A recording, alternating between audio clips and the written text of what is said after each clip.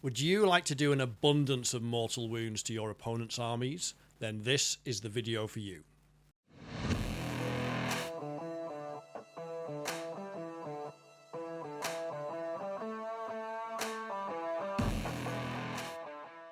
Hello and welcome. Today we are talking about the Cryptek Conclave detachment, and we're going to do a full detachment review for you.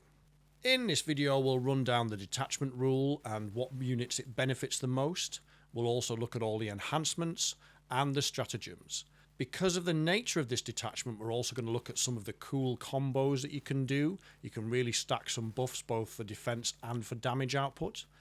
And of course we'll talk about detachment playstyle. Summarising this detachment, I would call it Necrons. What I mean by that is it's kind of similar to the Admech playstyle. Your Crypteks give instructions to your units which changes their capabilities. This makes it really versatile. There's some great combos like some massive mortal wound bombs, but it does have one key weakness in my opinion, and we'll come on to that later. First up is the detachment rule, which is called Techno-Sorcerous Augmentations, and this really favours Cryptek units, as you would expect. What does it do? Well, Cryptek models gain the assault keyword on their guns, which is, kind of meh, it's alright I suppose. But the real buff is that Cryptek units can gain a shooting buff every shooting phase, and you get to select which one you want to use.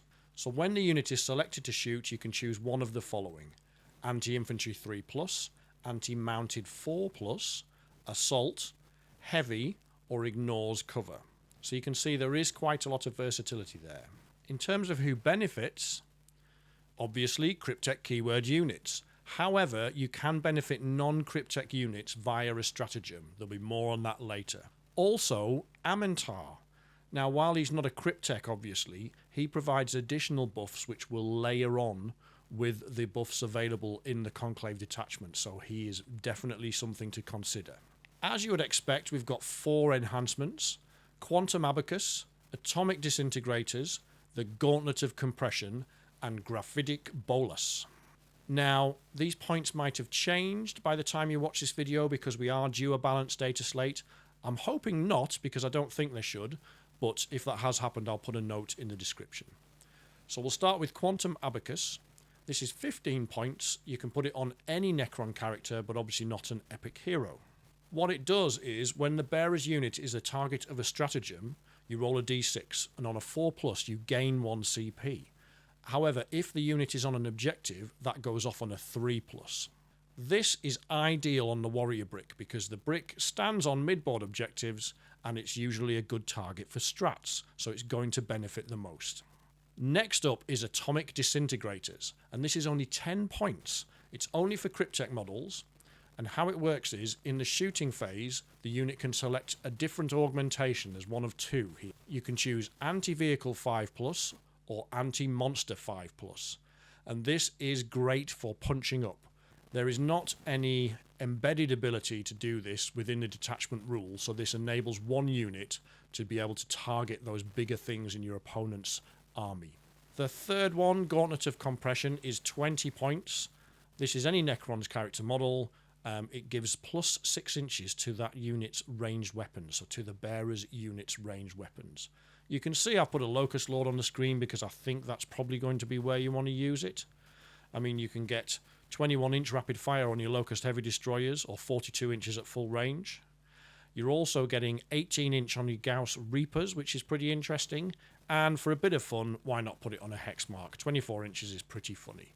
That can also help you because that is the maximum Overwatch range, and obviously a Hex Mark Overwatch is for free, and Overwatch is hitting on 2s. The last one is the Graphitic Bolus, and this is 15 points and is for a Cryptek only. Now, I really like this one. What you do is you target one enemy unit that has just been shot by the bearer's unit, but you can't target Titanic units.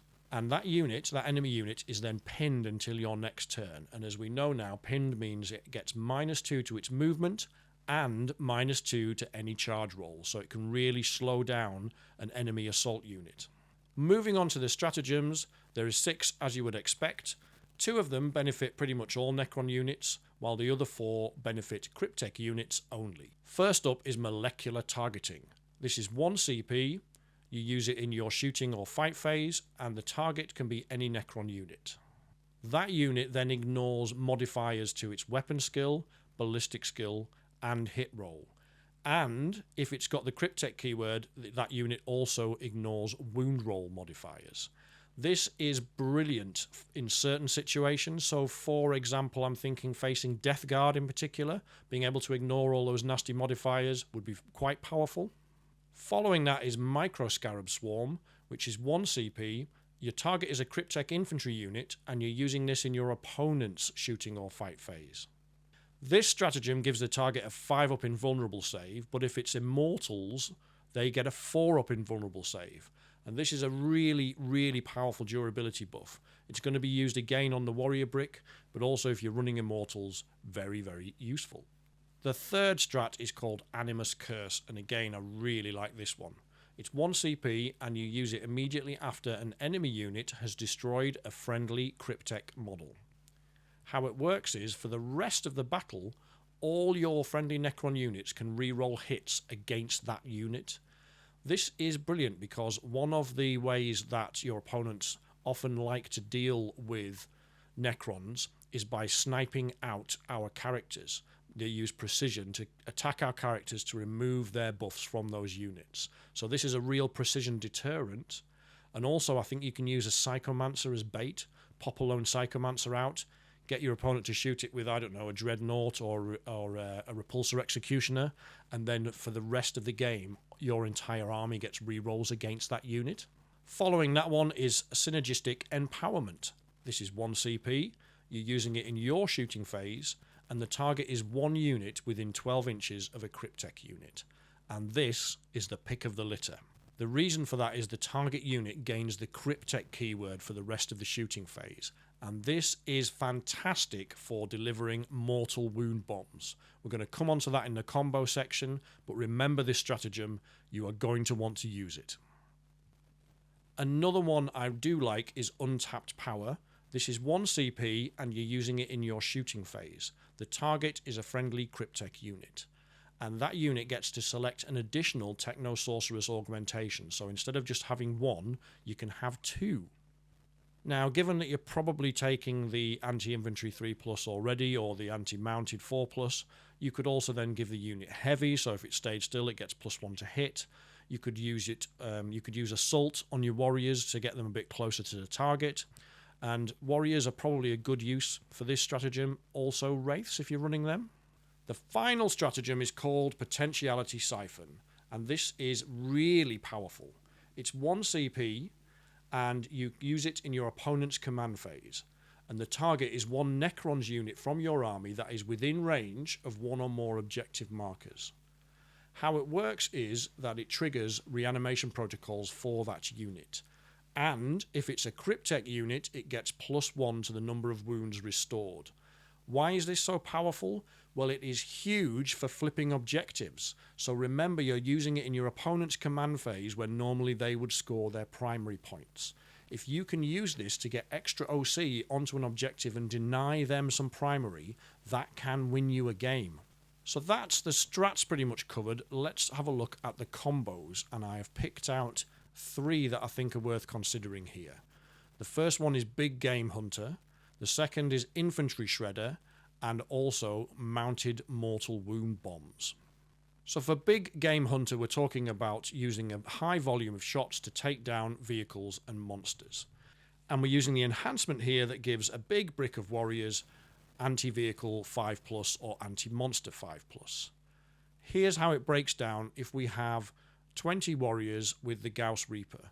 They're getting 40 shots, they're hitting on 4s, and that is going to be, on an average dice roll, 20 hits. Now, if there is a Plasmancer in that unit, then critical hits are on 5s. So out of those 20 hits, you're going to get 6 lethal hits. If the Necrosaur is nearby, you're also getting 6 sustained hits. Then when you roll for your wound roll, remember it's anti-vehicle 5+ or anti-monster 5+, you're going to get an additional 6 wounds. So that is 12 saves. It's at AP 1, unless Illuminor Xeras is nearby, then it's at AP 2, which becomes pretty tasty. Even on big vehicles, tough vehicles with a 2-up save, that is going to be powerful. And on top of that, obviously, you've still got the Plasmancer with his stinky finger and his shooting, and the Royal Warden shooting. So you could be talking about a significant number of wounds that you can put onto a big vehicle. There's further ways to stack that, so if there's a Royal Warden in that unit, you can then fall back and shoot, so you can do it all over again if they try and tie you up. And if that target unit, if the unit that you're targeting with your attacks has killed a Cryptek and you've used Animus Curse, you're re-rolling all of your hits as well. So that could be an extra 9 saves that you put on them. And in these circumstances, if you roll high, you could one-shot a Dreadnought quite easily. The second one I wanted to look at is really what this detachment is all about, the Infantry Shredder. Anti-Infantry 3+ makes this very, very strong.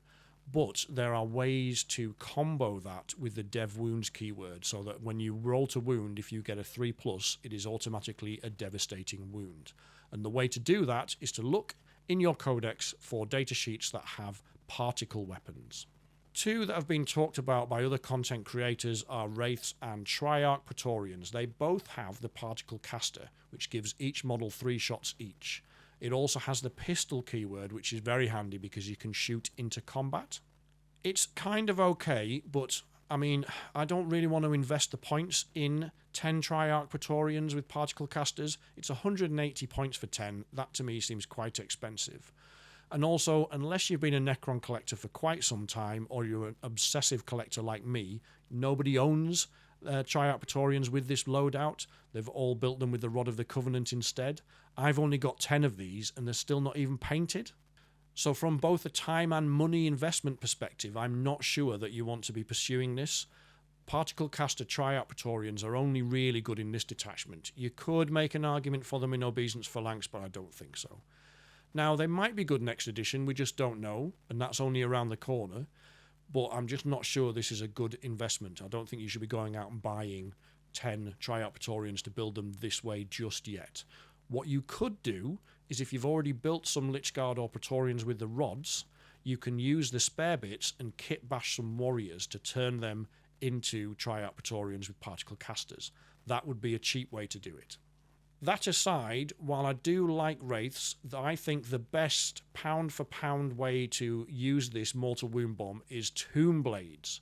Now, this is because they don't have particle casters. It's a slightly different weapon, the Particle Beamer, and most importantly, it has the Blast keyword. So if you're shooting at a unit of, say, 20 Orc Boys, each of your Tomb Blades is getting D6 plus 4 shots. Now, that is an average of 45 shots from a unit of 6 Tomb Blades, which is going to be about an average of 30 hits. And by the time you've rolled all the wound dice, you're going to get 10 devastating wounds and another 10 saves at toughness 4 or toughness 3. That drops down a little bit. I think it's to about 6 if it's T5 Orcs. But you can see that is still a significant number. And that's on an average dice roll. If you spike on your number of shots, you will wipe a unit of 20. The mounted Mortal Wound Bomb works in a very similar way. It's pretty much the same as anti-infantry, but it goes off on a 4+. It's good against certain matchups which are bike heavy, for example, like Eldar, like Genestealer cults, like perhaps Custodes, but also I do have an inkling that 11th edition Space Marines might use quite a few bikes, so this will be one to watch for the next edition as well. If I was to summarise this detachment in one word, it is complex. It has a pretty high skill ceiling. There are an awful lot of buffs that you can stack for huge damage potential and also for resilience, but you need to understand how to do that. It's not something that you can pick up and play with immediately unless you're a very good player. It's going to take you a few games to get used to it, but enjoy that journey. It's well worth doing. In terms of strengths and weaknesses, as you can probably tell already, it's great against lighter Horde armies. Genestealer cults again, although you're probably not going to come across them in the meta very much. Eldar to some extent. But it is weaker against vehicle and monster lists, so knights, anything with lots of tanks, big bug tyranids, chaos demons. There is that enhancement that enables one unit to gain access to anti-vehicle or anti-monster 5+. But that is just one unit, and if your opponent keeps its big threats away from that unit, you are limited in how you can deal with the big stuff. I'll do a proper list breakdown video, but I wanted to give you a quick flavour of what I'm running in this detachment and how it works. So I'm running Illuminor Zeras. He gives outgoing +1 AP to battle line units and -1 incoming AP. So that is very strong because you're going to be relying on those warriors and their volume of shots to do a lot of damage. And for the same reason, Necrosaur Amintar, he's giving that lovely sustained hits aura. He's giving a feel no pain aura to the warriors. And also he is pretty punchy, so he is my counter punch threat. Speaking of warriors, I am getting them all out. It's 2 bricks of 20 here, both led by a Royal Warden and a Cryptek. One's a Chronomancer, one's a Plasmancer. I also have 3 sets of Tomb Crawlers, 1 each for the warrior bricks and another one in my back pocket for something else we'll talk about shortly. And I've stuffed 2 Reanimators in this list as well. As I mentioned, I absolutely love Tomb Blades in this detachment, so I'm taking a brick of 6. And those 2 Tomb Crawlers remaining are going with the 10 Immortals who also run with a Plasmancer.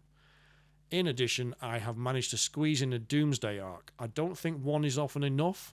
It's such a casino cannon that sometimes it can power up and sometimes it can whiff. So I do like to have 2 for redundancy, but I could only fit 1 in this list. At the moment it's kind of okay, but I would really like 2. I've also got a Psychomancer who I am going to use as bait.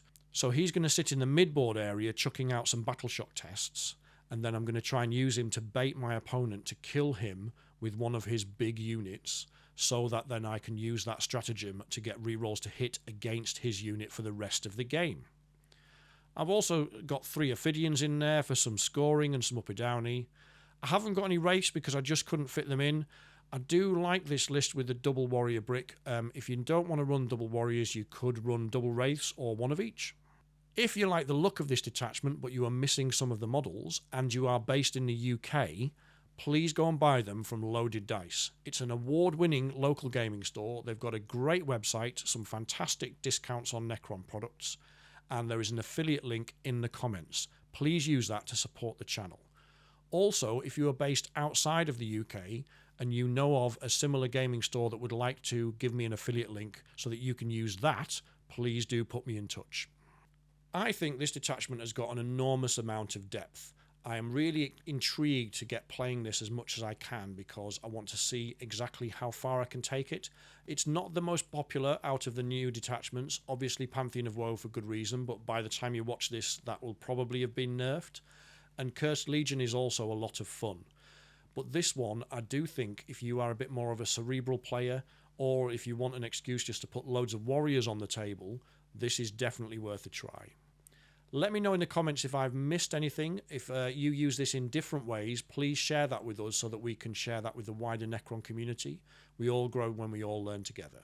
All that's left to do is to say a huge thank you to my Patreon and channel members. At elite level, we've got Adam Fortier 1247, Castor, Chris Raven 932, David Lloyd, Living Dead Girl 40k, Northern Realms, Rob Urix, Slayer Miniatures, Varity 6253, and Varity.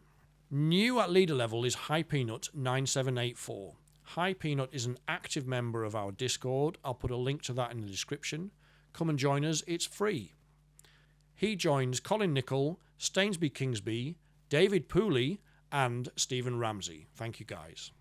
And then we have 2 at Epic Hero level, you absolute heroes, Morton Monks-a-Roller and Sovolf. That's it for this detachment review. If you've enjoyed this, go and check out all the other videos. We've got reviews on all Necron detachments and every single Necron unit in the 10th edition codex.